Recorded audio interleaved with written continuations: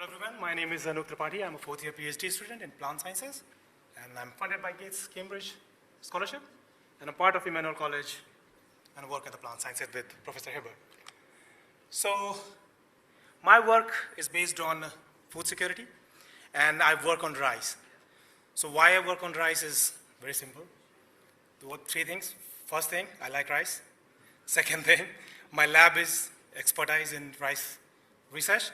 And third and most important thing is I have seen rice agriculture from seed to grain.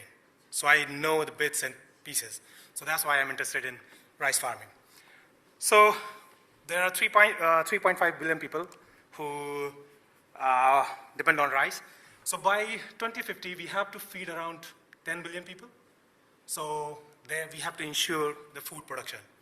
So rice is a water-intense crop, and it needs a lot of water to grow. So, but you can see because of the climate change, there are abrupt flooding and drought, spell all over the world. So actually we need new rice varieties which are climate resilient. So you can see these are the data with a 23 drought, like a spell you can see around the world. It's happening very random and it's more frequent than ever. So we need a better variety of rice.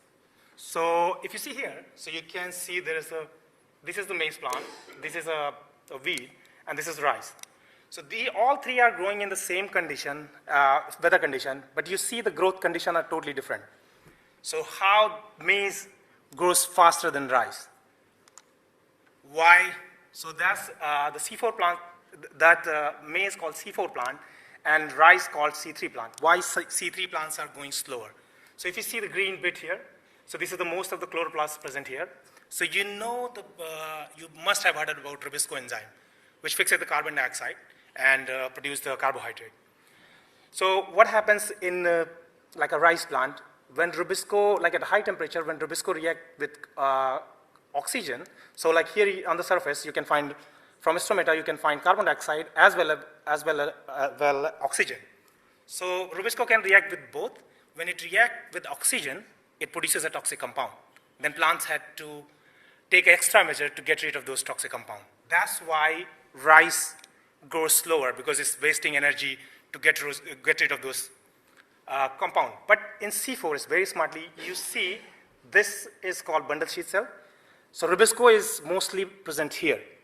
So what happened, carbon dioxide get converted into a different compound, send it to here, and then here Rubisco fixes the carbon dioxide. So it avoids the reaction with the oxygen. So that's why it grows faster. So that's the one idea of my PhD, how I can get this C4 characteristic in C3 rice plants. So let's talk about grafting. So you must all have heard about grafting. Grafting is a process when you put two plants together, make them grow as one. It's called grafting. So in nature, you have seen grafting.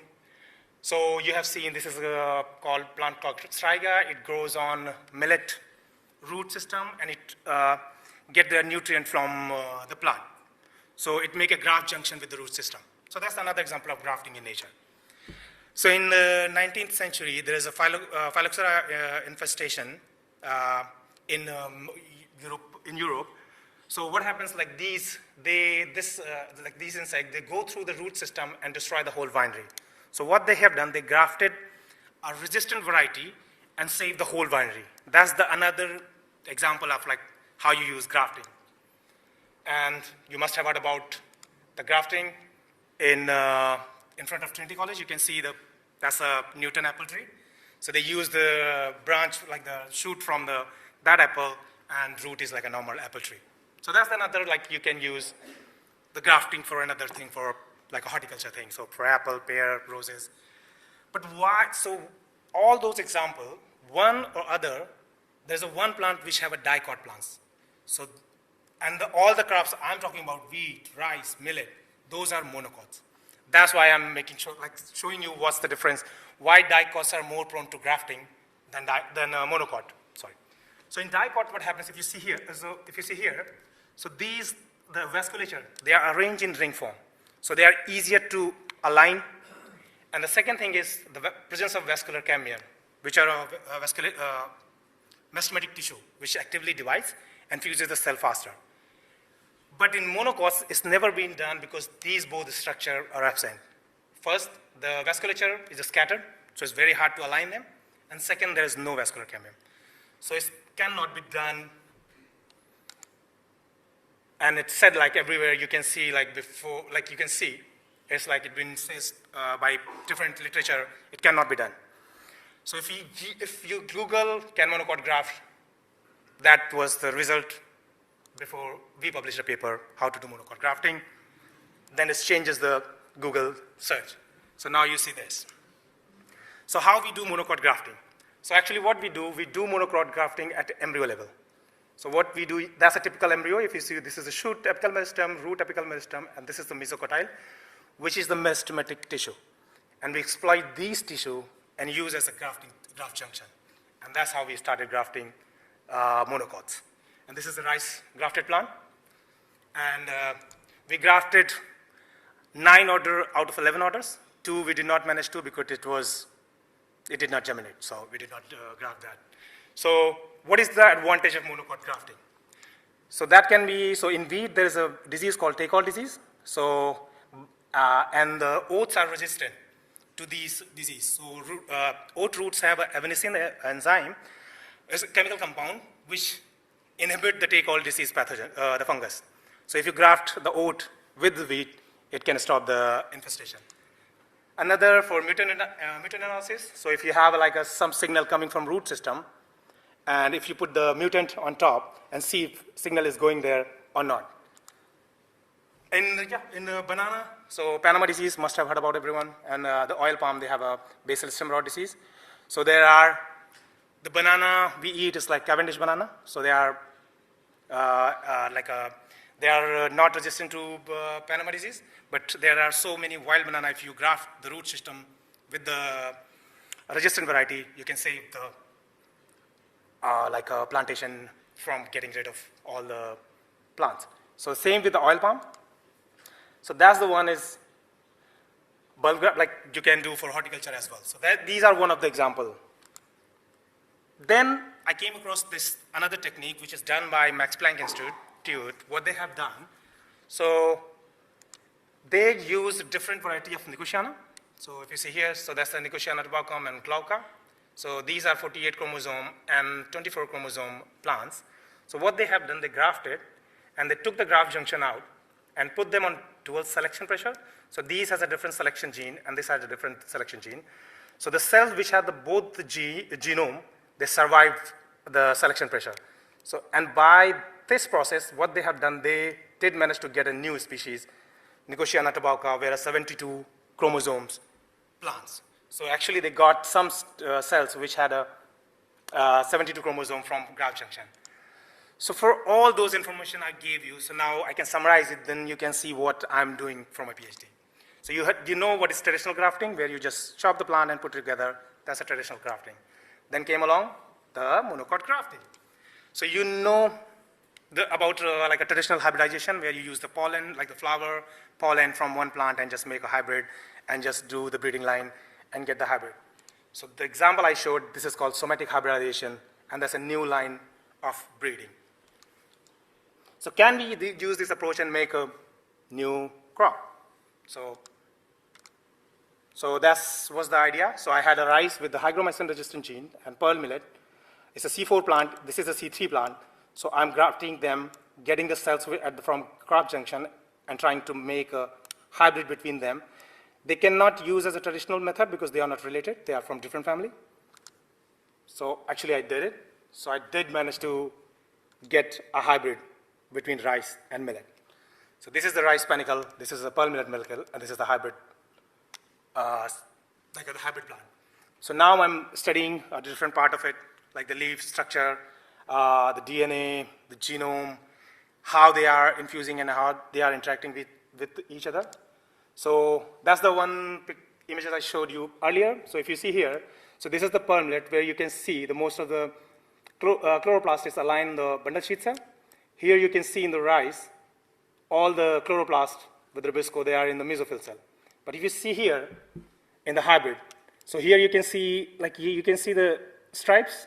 So that's where like the bundle sheath cells, and now they are more closer to bundle sheath cell, so which they can efficiently avoid reacting with oxygen, so they can be more efficient in photosynthesis. So that's what I did in my PhD. So that's how I made like a new grafted plant and new hybrid plant, which I've never been making. So that's what I'm studying now. There's more results coming now. I'm doing the analysis, which will make my case more stronger. So yeah, this is the whole point. This whole process and innovation, this new technique will give a new line of breeding programs, because now we are very maximum, the technology we have right now, which is like very maximum stage of breeding cycle we have. So only few improvements are getting there. So we need a new advanced technology. So that will help, that can help with that. And automation of this grafting will increase the output, because it's very slow right now, because I'm doing it under microscope. So that will give a new and fast high throughput, a lineup where you can produce a different kind of crops.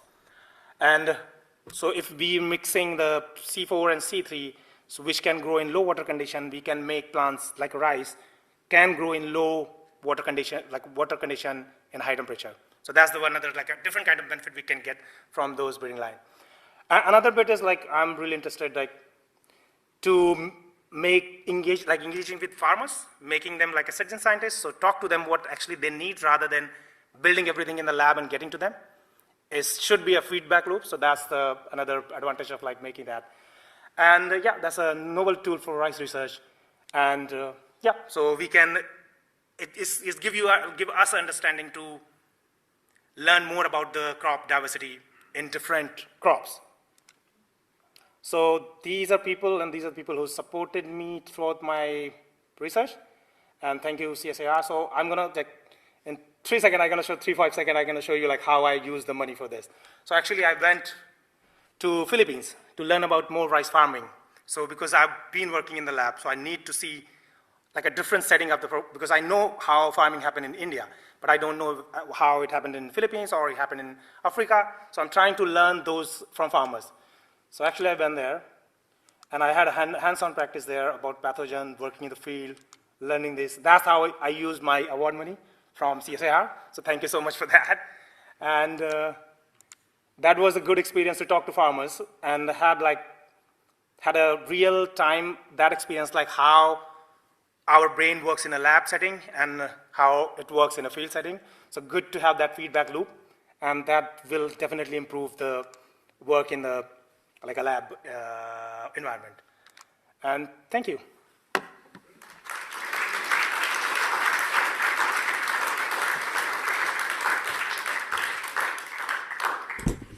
Thank you, Anoop. That was fascinating. And thank you for showing us what you did with the award. That's really good to see that, and I'm glad you had a good time. Are there any questions in the audience? I have one while you're thinking, hint. So the grafting process is making a chimera of the two very different species. Yes.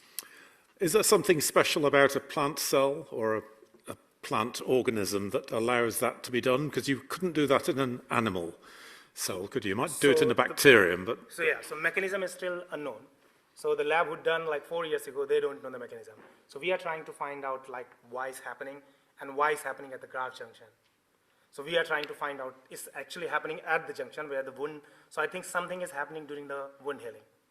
Okay. So we actually don't know, it's not happening other part of the cell, it's just closer to the graft junction, so it might be different mechanism. It's a standard conclusion to a scientific paper, more work needed. Hi, once you've created the chimera, do you still need to graft every member of the population, or can you then grow it from the... No, so two things. So it's not a chimera, it's a hybrid. So both the genomes are there. So that's what we're testing, because that's the chances we are getting in the labs, you might get a part of DNA, and it can survive the selection, but it might be just the selection. But yeah, so they are producing a seed, so I have a next generation of seeds, and I'm growing them and trying to study them, how they are behaving with the parent plants. So it's not a sterile seed. So that's one positive thing so far.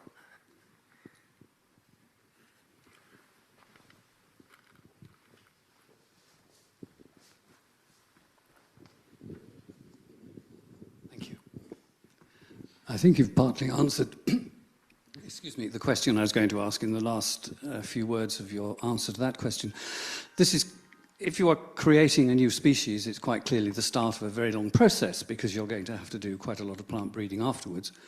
I was interested, and what really stimulated the question was when you showed the slide of the millet and the pearl millet and rice, the hybrid showed a very much smaller head, and that's the opposite of what you would expect with conventional hybrid vigor, obviously. This is a long-term process. How long do you see before you can start to see this? And also, if you now have to go to conventional plant breeding to develop the concept, what is the virtue of the mechanized process of grafting that you have shown? So, yeah, thank you so much for your question. So, first thing was, yeah, that's, so in my first year when I started my PhD, in first year I had like just one slide, there was nothing. So it took me get a first plant after like 1 year, 8 months. So I got like, in 2 years I got a first plant. But because I'm putting them in selection pressure, so I'm putting them in like a 2 antibiotic selection, so that what it is making more stress rather than in traditional breeding where you just randomly put the plants in the field and just screen them, phenotype them, and which you like. So you have more, like more plants to look for. So that's the one thing is like, that can be done when we remove this, like the selection pressure. So it can be done as like a simple breeding program. So the only thing you do, the grafting, and put the cells near the graft junction in the growth media, and when the plants are coming out, you just start putting them in the field and just start phenotyping. And then, so after finishing my PhD, that's the plan. I'll open a startup, and that's where we're gonna do the grafting using AI and robotics. So we can do a high throughput, because right now, I'm using a microscope and doing under microscope, so I can do like a 200 plants in 3.5 hours. So,